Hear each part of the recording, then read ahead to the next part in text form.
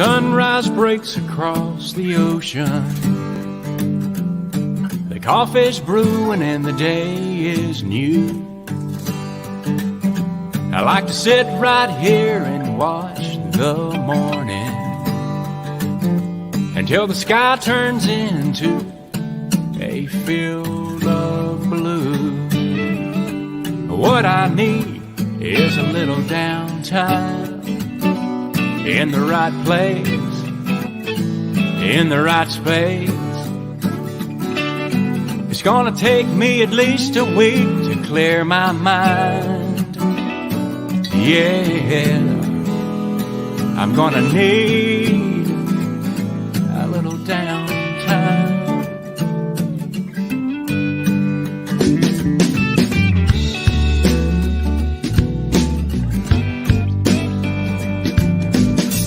It's a perfect beach day, what don't you think?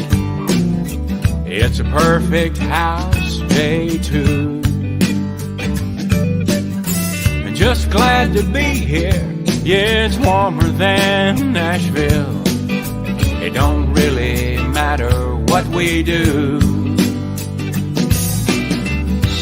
What we need is a little downtime in the right place, in the right space.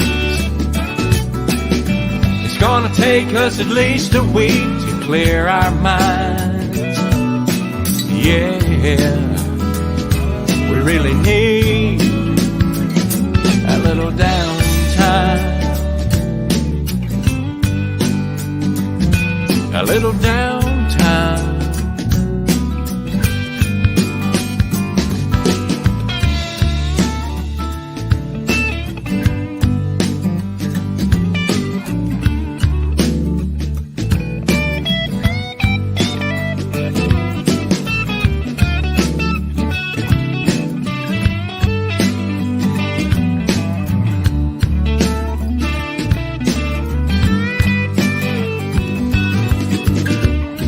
Off that cell phone, baby. Haven't checked my email all day.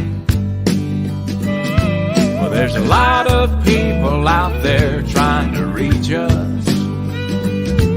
For now, I think I like it that way.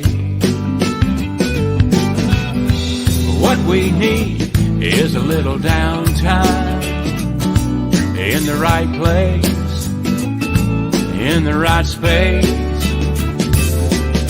It's gonna take us at least a week to clear our minds. Yeah, we really need a little downtime. Hey folks, it is I, Jason Hyatt, with the RoundTable Ranch on the CTW TV network. And, okay, that looks better. Sorry. We are on puppy watch.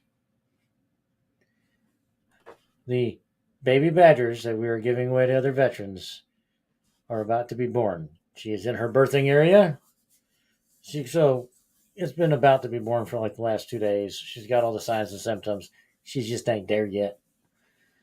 But I'm watching her via video monitor while we're doing the show. Try to keep an eye on her, make sure she doesn't go into labor while I'm doing this. Last year I missed the first one being born because we were out to eat and I had no way to see if she was giving birth or not.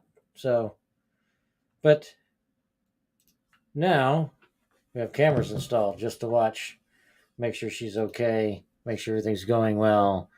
I might even record some of it. Y'all might think that's gross, but you never know. Somebody might want to watch their birthing videos at some point. So we are live. There.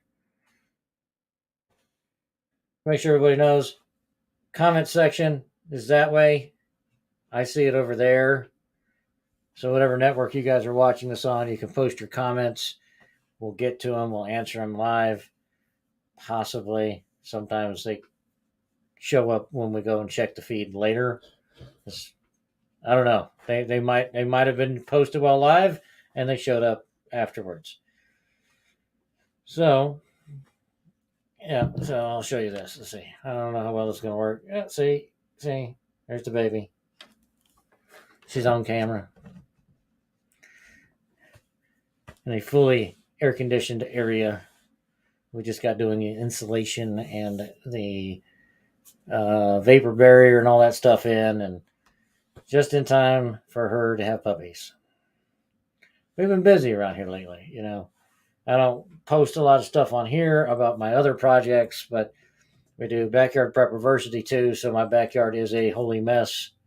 Like literally has holes dug in it right now for building koi ponds, and part of it is tilled up so I can put in my greenhouse, and part of it's a chicken yard, and all this fun stuff. Just had a thing about doing solar power here at the house because at inflation rates at 8.5%, and your electric bill is going to go up at least 11% in the next year. Means in 10 years you're going to be paying 15 years you're paying $900 a month for power. I think I'm going to jump on the solar bandwagon. Y'all have other things you think about in life. This is the things I think about. What's going to happen down the road constantly. So I try to make sure we have things taken care of. Spend the money now so you don't have to spend it when it's more expensive. But anyway, like I was saying, we are RoundTable Ranch. Email address right there. Right there. gunsvetsurvival@gmail.com. gunsvetsurvival@gmail.com. YouTube, Guns Vet Survival. Right there. See? Guns Vets Survival. Yeah, see. It's the power of a green screen and trying to figure out where everything is right now. I really am going to start doing this show out at Warriors Ranch coming up shortly. Now that it's sunny enough for me to do it during at the time it's supposed to go off. And if the weather cooperates. So that's where we're at. You have to take weather into consideration, because if I ride out there with all this stuff that I use for production on my bike and I get stuck out at the ranch because it's pouring down rain so bad that I don't want to ride the bike back, it's a thing. It does happen. So, as far as I could tell, I'm not muted. Yep, no muted. Okay. I had a little bit of a problem with my microphone earlier where I thought it was on. The microphone's on, but my computer software was turning it off. Had to fix that earlier. So that, and then my screen kept being upside down. It was weird. This is like a giant touch screen, not touch screen computer. You flip it over, reverse it, and it becomes a giant tablet. It's just weird, and sometimes it gets stuck in one mode or the other. But the plan is to do the show at the ranch. That way you guys have the horses in the background and you guys can see some of the stuff they do. And maybe I can get some of the creators of Warriors Ranch on the show.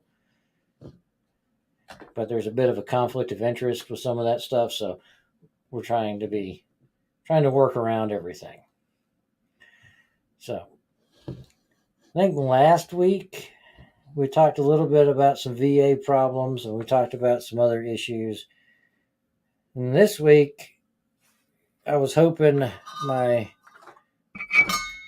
old Joshua Norton would be on, but he can't be because he works every other Wednesday on his woo-woo bus. So this Wednesday, Thursday, he's working. Next Wednesday, he won't be working. So next Wednesday, I'll have him on so he can enlighten us with this second victim phenomenon. And I really wanted to get into a moral injury thing, but I think that might steal some of his thunder. But I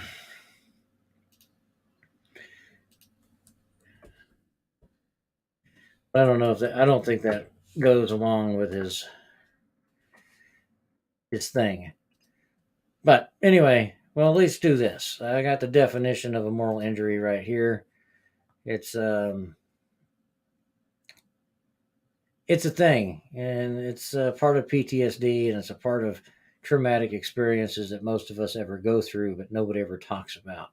So, moral injury refers to an injury to an individual moral conscience and values resulting from an act of perceived moral transgression, which produces profound emotional guilt and shame, and in some cases, profound sense of betrayal and anger towards colleagues, commanders, the organization, politics, or society at large.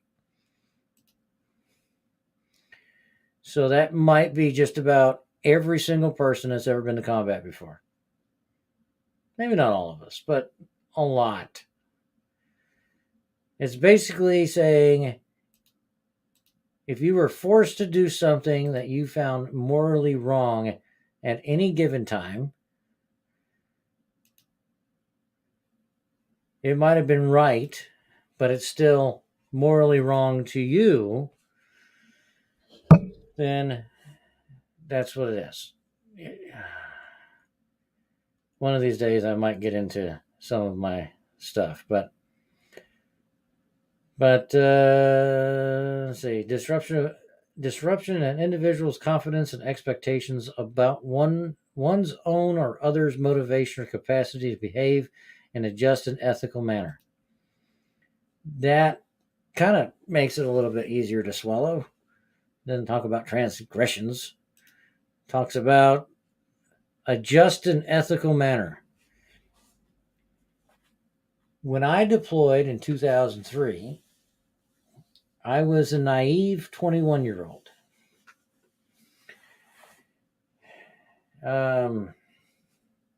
I'd shot deer. I'd killed prairie dogs. And I had a problem doing both of those things. I didn't have a problem shooting deer because I would eat it, but I would feel it. Let's put it that way. Emotionally and morally, I would feel it. My God, I just took this animal's life. After 3 tours in combat, I still have a moral kick in the pants every time I shoot a deer. I'm going to eat it. I enjoy hunting. I enjoy the act of hunting, and I enjoy eating venison. And the only way for me to do that is to fill my own freezer with it. I still have an issue killing animals. But after 3 years in Iraq, or 3 tours through Iraq, I really don't have an issue killing a person that needs it. I mean, I think I would have a harder time justifying it to myself if it was an oops.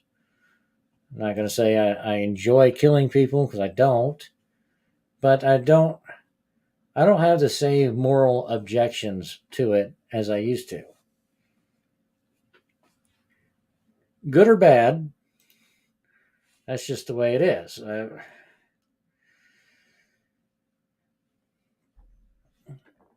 It's one of those things where you really find that balance within yourself of what is morally right to you and what's morally wrong to you, and that tipping point for me has gone from over here to way over, just off the screen. I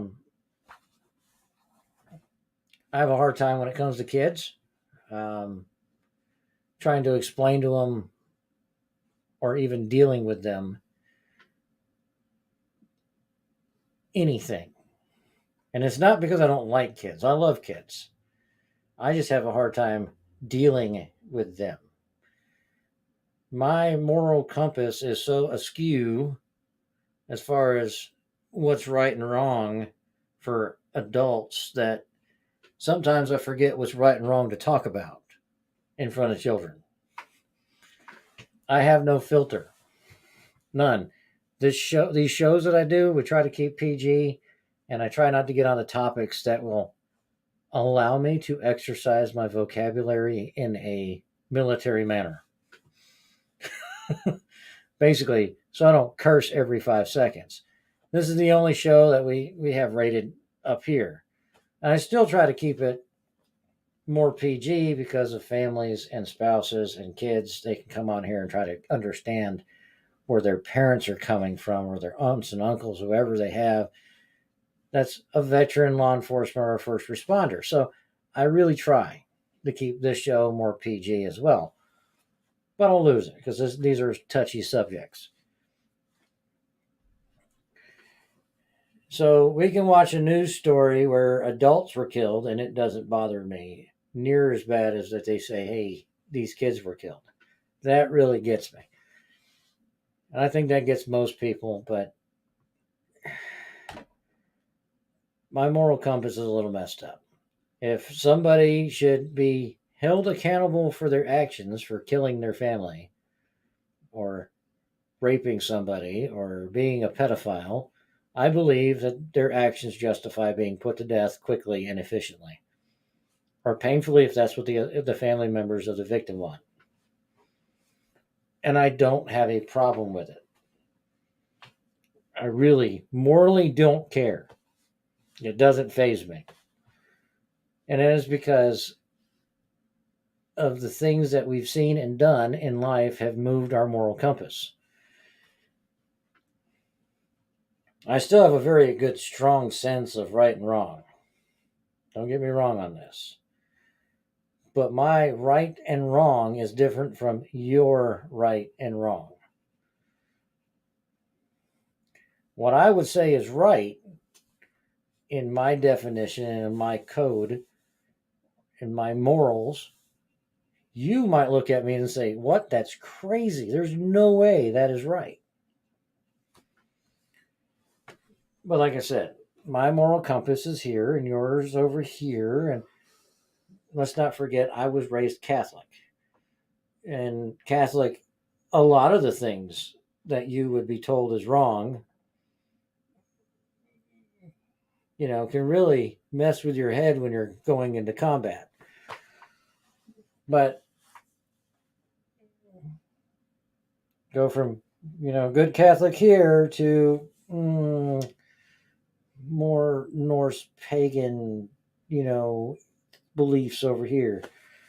It's very strange, but things I've seen and done have changed my outlook on a lot of different aspects of my life. Like, I would have never believed in reincarnation until I went to combat the first time. It's strange. I know. You got a lot of time to think between firefights, or while you're driving for endless days in a Bradley fighting vehicle as fast as you possibly can, which ain't very fast, towards Baghdad. Your mind wanders. You're still driving, you're still doing your job, but your mind wanders into places you don't want it to go, and you reevaluate things. So when I say I have shifted my own moral compass, and the actions and situations I've been in have shifted my moral compass, that is the absolute truth. 18-year-old Jason would have never thought that killing anybody other than the death penalty would be right. Just wouldn't have.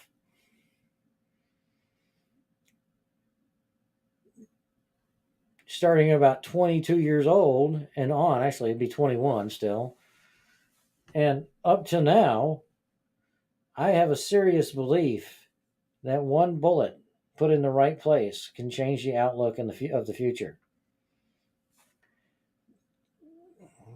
I mean, just it's a thought process. It's a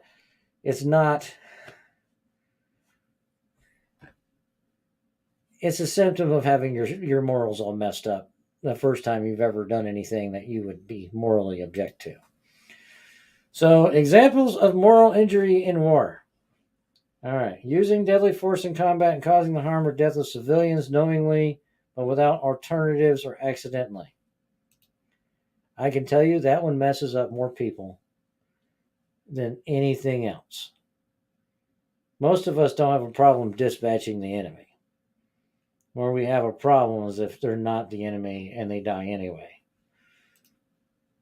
Giving orders in combat that result in the injury or death of a fellow service member. I can see where that could be a problem. Failing to provide medical aid to an injured civilian or service member. If you're not a medic and you're not medically trained, don't beat yourself up about that one. Do what you can.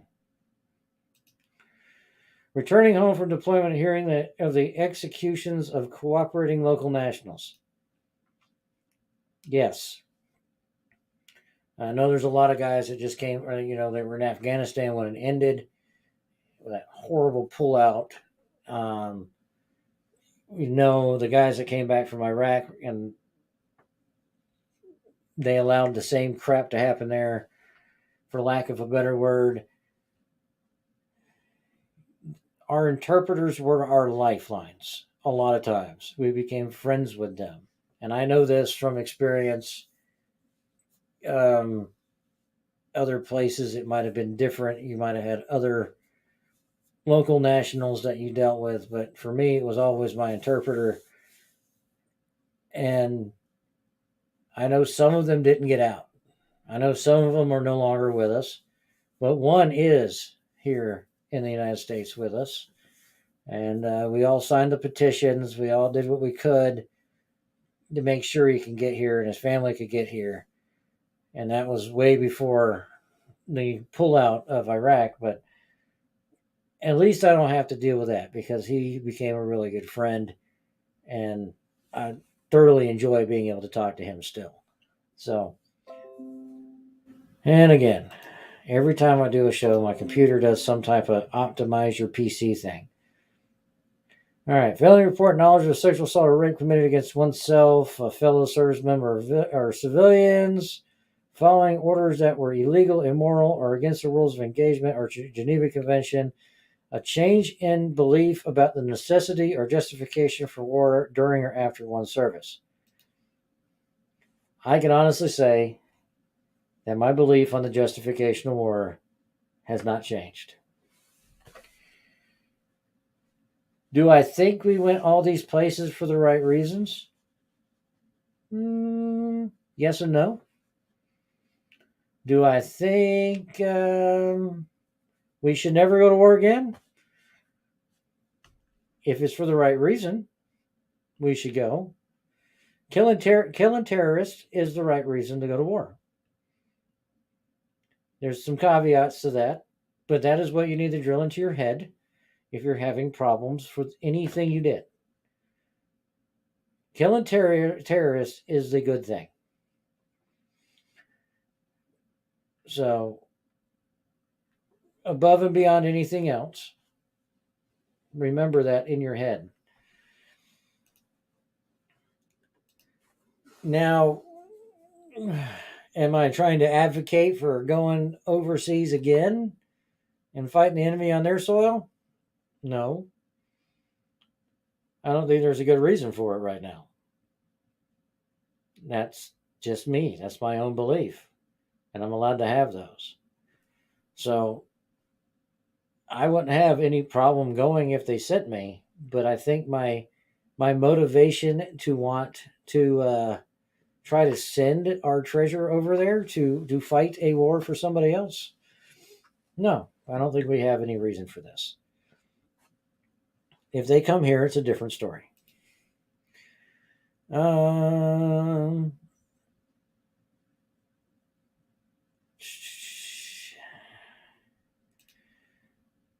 But we are talking about moral injury. So moral injury can lead to serious distress, depression, and suicidal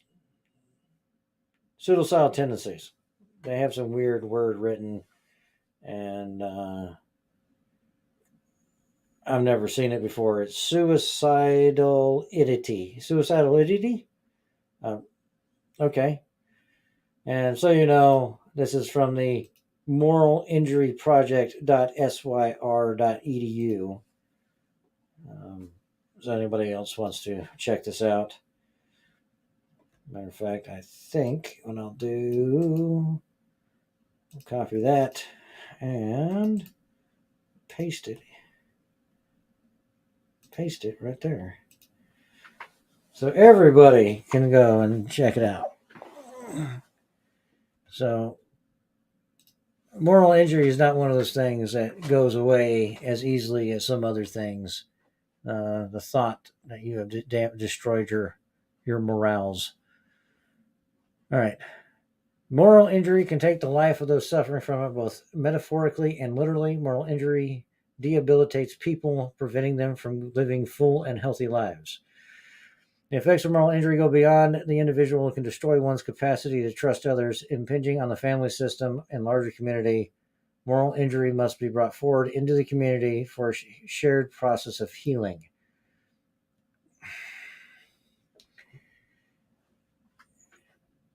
I have a problem with this whole bring it out in the community, because if it has damaged our morals and has made us feel shame, do we want to share that with our community? That's what this show's about, is sharing it with our community. But at the same time, trying to describe things that you've done to people that haven't done those things, haven't been there, is very difficult. But like I said before, it gets better with time. The more you talk, the better you feel. The first time you feel like crap, you give it a 0 out of 10 experience.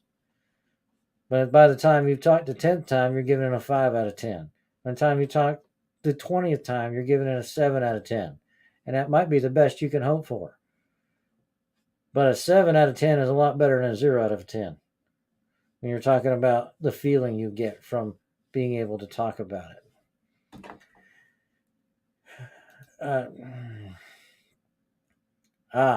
Here we go.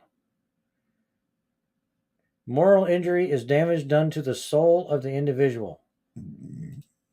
Excuse me. The soul of the individual. So when you adjust your morals, you're adjusting how you feel about things. So therefore, if you injure your soul by going against your own moral code, it's going to be very difficult to come back from. You feel like part of your soul has been taken from you, that you've traded it.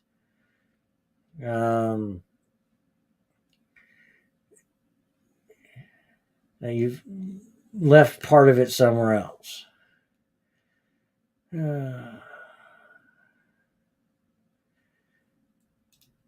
Now, moral injury goes hand in hand with TBI and PTSD, and a lot of people haven't talked about moral injury. They've talked about PTSD or PTS, and they've talked about TBI, and those are,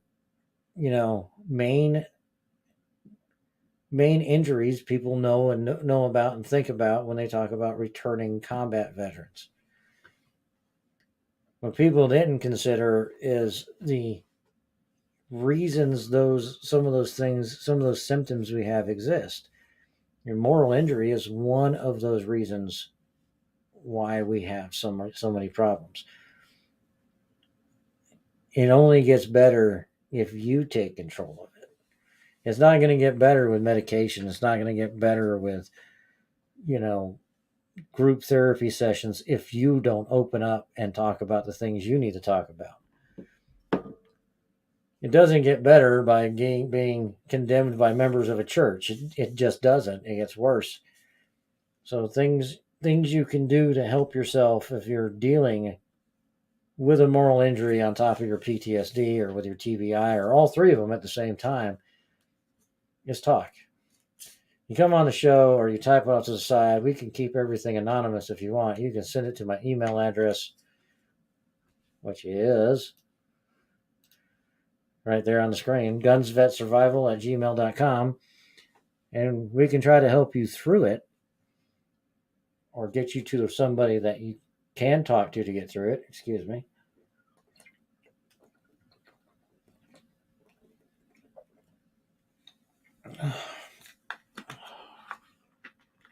Now, if you guys watch the shows, all the other shows, you can tell I'm a big fan of orange soda.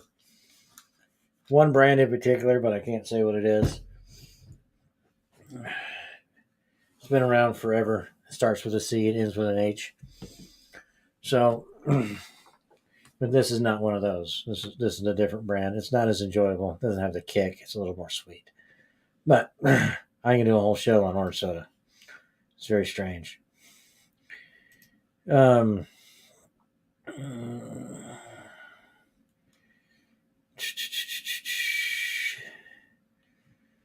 But yeah, that's what I know about moral injury. And I didn't know about moral injury until I started going to the ranch. And one of the ladies that works out at the Warriors Ranch is specializing in moral injury as part of her education process.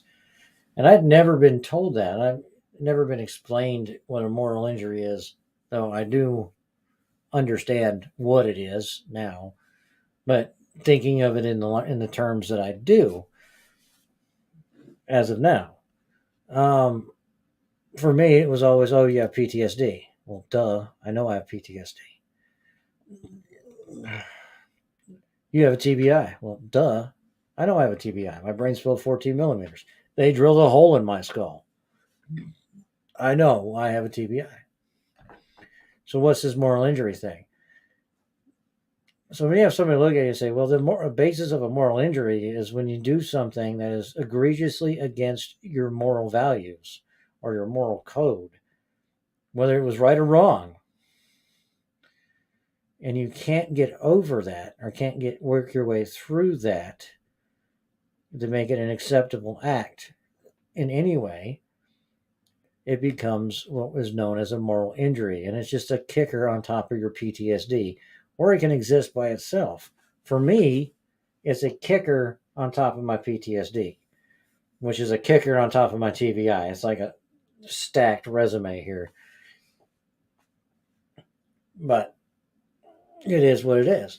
And I know law enforcement and first responders go through the same problems as far as moral injuries go. I mean, first responders, if you miss it, you miss something in the back of your woo-woo bus or on the side of the road, it can cause your patient to die, and then you're trying to deal with that the rest of your life and go into counseling and trying to get it all fixed. Law enforcement can be the same way. You missed something. You weren't there in time to save a life, or you weren't there in time to make the arrest. You weren't there in time to stop a crime. It's going, if it doesn't hurt you the first time, it's going to catch up with you.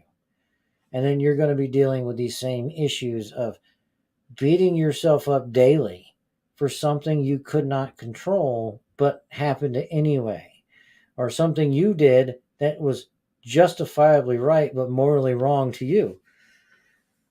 It's going to happen. And the professions that we chose to serve, protect, to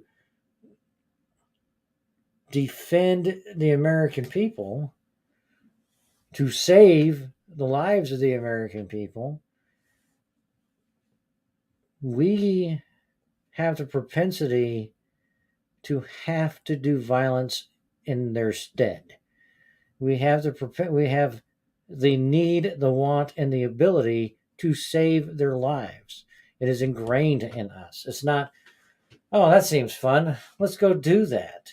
I mean, for some people, it might have been, oh, I got nothing else to do, I'm going to join the army. Or, there's no jobs, I'm going to go be a cop. It wasn't like a deep ingrained calling to you, but now that you are it, and you have enveloped your whole being into being what you are, either military, veteran, law enforcement, first responder, it envelops all of you. You've got to try and do your best.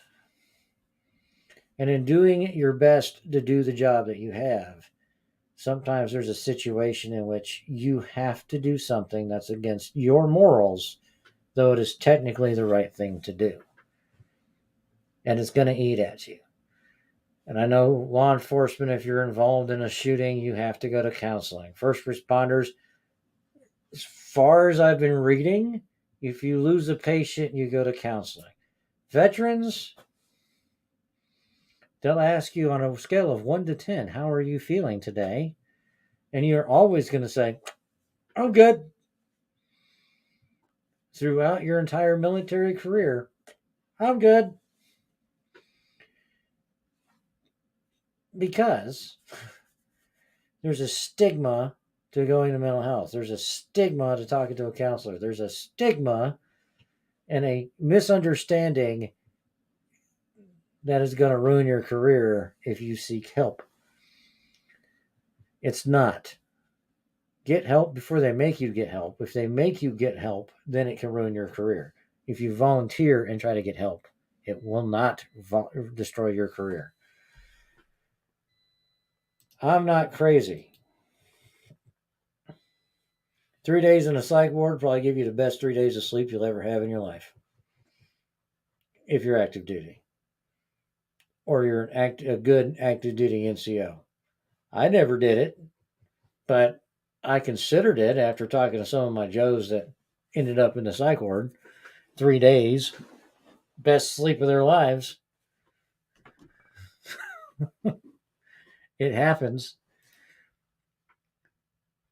We're losing 22 veterans a day, and we're losing more cops every day. We're losing more first responders every day to suicide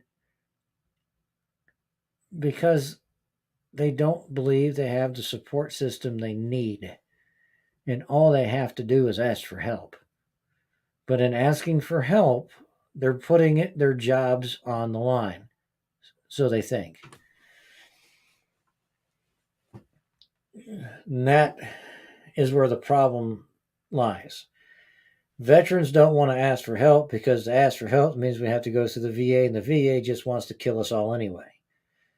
I actually believe that is the only job the VA has is to make us die faster so they don't have to take care of us. It may not be the truth, but that is how I feel about the Veterans Administration.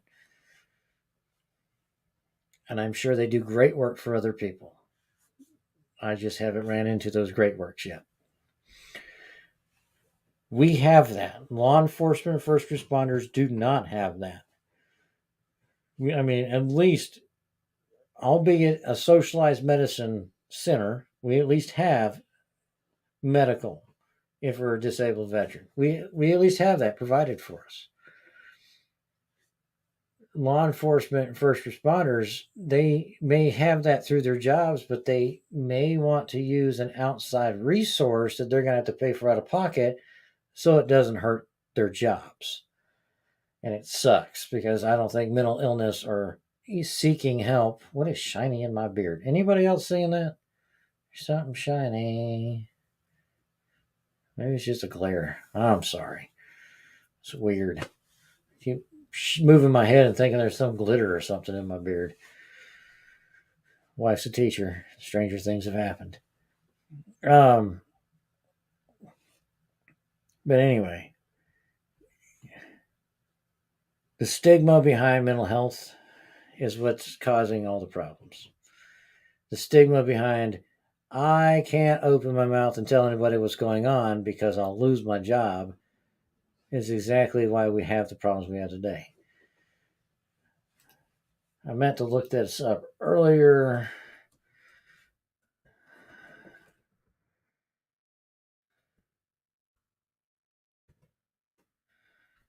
Oh, I looked it up on my phone, but I did not pull it up on the computer. So, oh,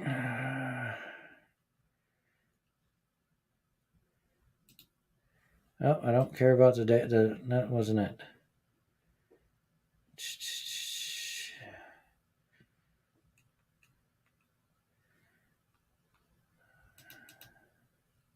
No. I had it. Give me 1 minute. I'll find it again. Oh, the Law Enforcement Suicide Data Collection Act. That is not exactly what I'm looking for. But there.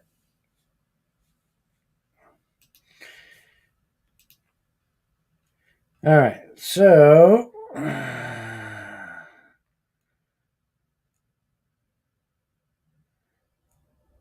let's see. 2019, 89 officer deaths were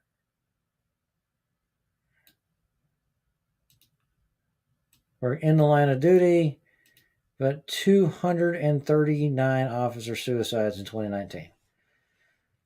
And that is still a staggering number considering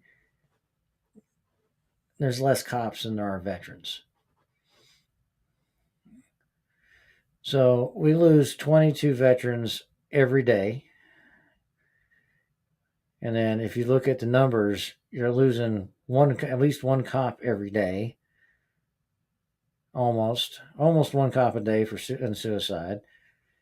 And I'm sure those numbers have gone up since 2019. I just didn't see the numbers posted for 2020, 2021, and 2022.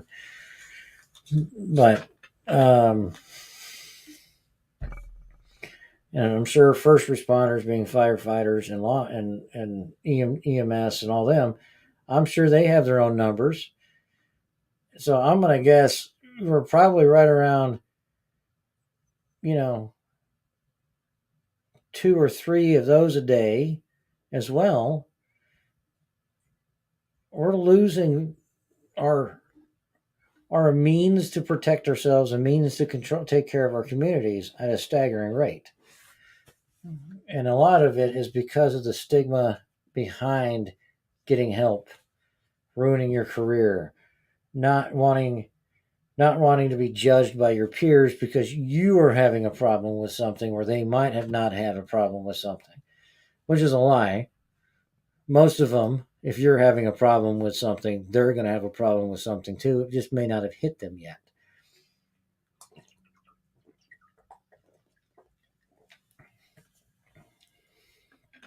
So, I'm going to go to a quick break and I'll be right back.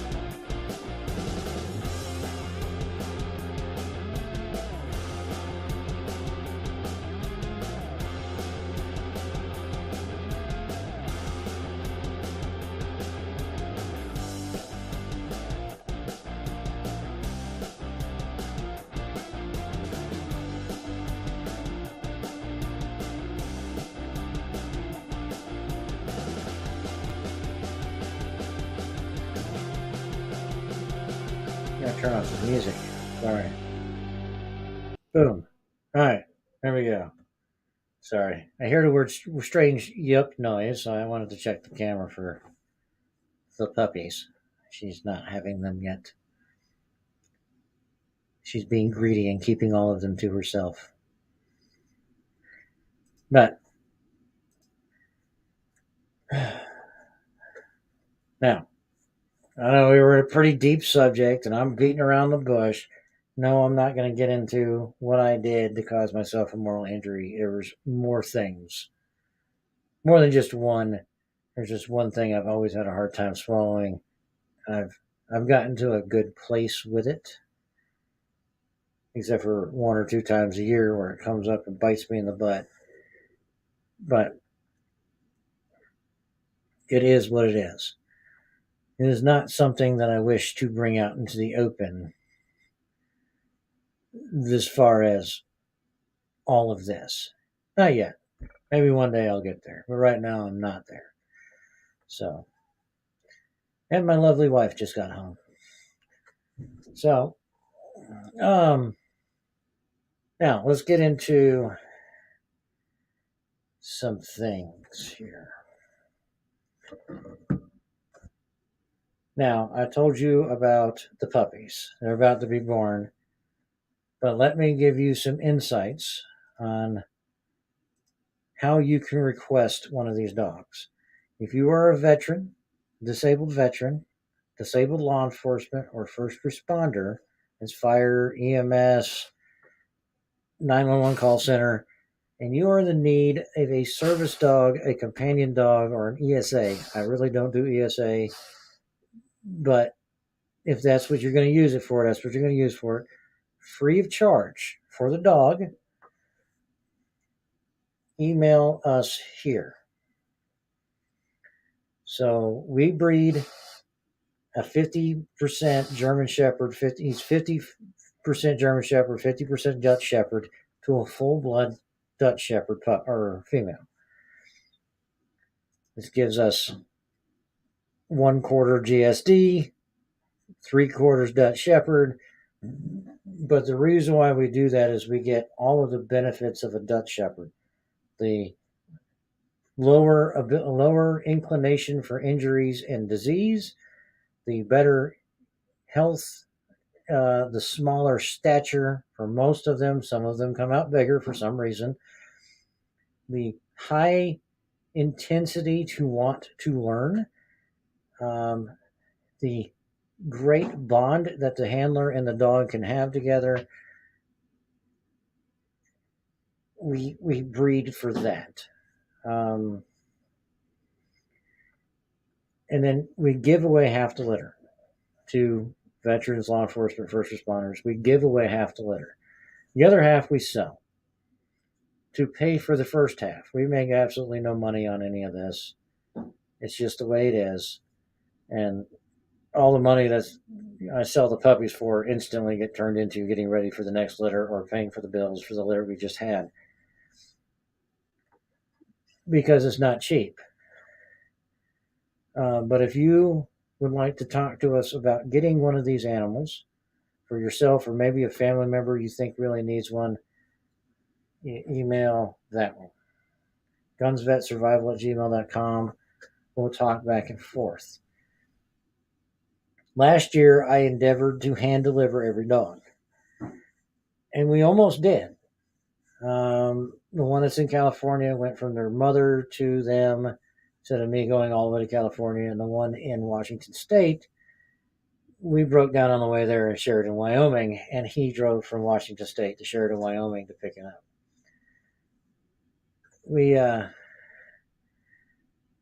I try to maintain a relationship with all the dogs and all the people we give dogs to because it gives me enjoyment and fulfillment knowing that these dogs are doing their jobs.